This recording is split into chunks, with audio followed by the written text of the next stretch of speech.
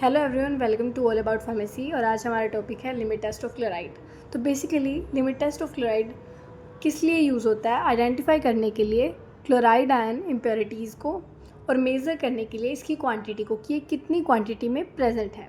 अब हमें पता है कि लिमिट टेस्ट होता क्या है। लिमिट टेस्ट किस लिए यूज़ होता है? लिमिट टेस्ट यूज़ होता है बेसिकली किसी इम्प्योरिटी की लिमिट को चेक करने के लिए कि वो कितनी लिमिट में प्रेजेंट हो उस ड्रग सब्सटेंस के अंदर। सो बेसिकली क्लोराइड जो है वो 25 ppm तक एटलीस्ट प्रेजेंट हो सकता है, वो हार्मफुल नहीं है। पर इस लिमिट से आगे अगर वो प्रेजेंट होगा, लिमिट से ज़्यादा अगर वो प्रेजेंट होगा तो वो हमारे लिए हार्मफुल है। तो इसलिए हम उसे लिमिट टेस्ट से चेक करके और उसको ना इम्प्योर फॉर्म से प्योर कर लेते हैं। ठीक है, तो उसके बाद आता है जब हम क्लोराइड की रिएक्शन कराते हैं AgNO3 के साथ नाइट्रिक एसिड की प्रेजेंस में, तो वो AgCl प्रेसिपिटेट बना लेते हैं जो कि इनसोल्यूबल होते हैं हमारे सॉल्यूशन के अंदर। ठीक है, और जो नाइट्रेट आयन होता है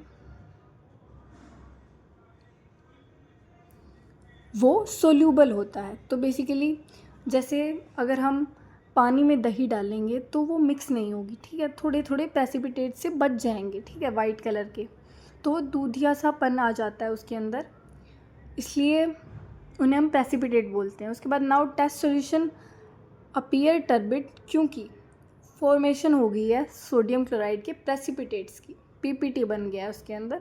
उसके बाद आता है प्रोसीजर।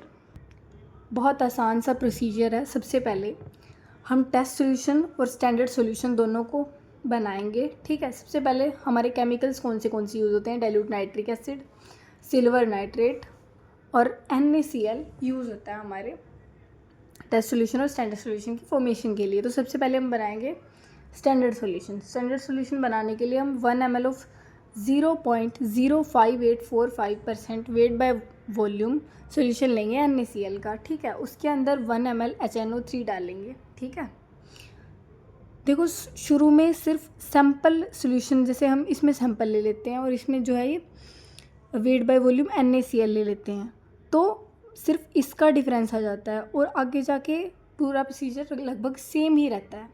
तो उसके बाद हम 1 ml HNO3 डाल लेंगे। ठीक है, उसके बाद डाइल्यूट टू 50 ml डाइल्यूट करेंगे हम नीजलर सिलेंडर में, जो NCA शॉर्ट फॉर्म है नीजलर सिलेंडर की। उसके बाद 1 ml सिल्वर नाइट्रेट डाल लेंगे उसके अंदर, और जिससे उसको हम फिर 5 मिनट रख देंगे। ठीक है, उसके बाद हम बनाएंगे टेस्ट सॉल्यूशन। टेस्ट सॉल्यूशन जो है वो 1 ग्राम सैम्पल सॉल्यूशन लेंगे, उसके अंदर 10 ml वाटर डाल लेंगे, उसके बाद 1 ml नाइट्रिक एसिड डाल लेंगे, उसके बाद डाइल्यूट करेंगे उसको भी 50 ml तक, और उसके बाद 1 ml जो है वो AgNO3 डाल लेंगे। और एक बात ध्यान रखने की है बच्चों कि जो AgNO3 है, ठीक है, जो सिल्वर नाइट्रेट है वो दोनों में एक ही टाइम पे डलेगा। ठीक है, ताकि टर्बिडिटी का पता चल सके हमें। अब हम इसको 5 मिनट तक रखेंगे। ठीक है, उसके बाद हमारा रिज़ल्ट आएगा, इसकी टर्बिडिटी आएगी, इसकी टर्बिडिटी आएगी। तो टर्बिडिटी जब आएगी तो हम देखेंगे कि टेस्ट सॉल्यूशन की टर्बिडिटी इससे ज़्यादा है या इससे कम है। तो हमें पता है कि स्टैंडर्ड सॉल्यूशन की टर्बिडिटी अगर टेस्ट सॉल्यूशन से ज़्यादा हो, ठीक है, सॉरी, अगर टेस्ट सॉल्यूशन की टर्बिडिटी अगर स्टैंडर्ड सॉल्यूशन से ज़्यादा हो तो वो इम्प्योरिटी की लिमिट क्रॉस कर जाती है। मतलब बेसिकली बात ये है, अगर टेस्ट सॉल्यूशन की टर्बिडिटी जो है वो स्टैंडर्ड सॉल्यूशन के इक्वल होगी तब भी वो लिमिट टेस्ट पास कर देगा उस टेस्ट को।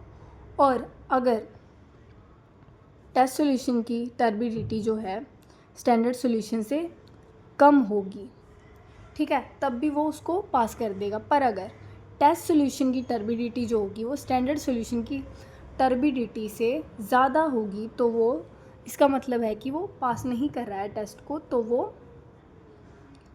जो है लिमिट टेस्ट को पास नहीं करेगा। Thank you so much guys, bye.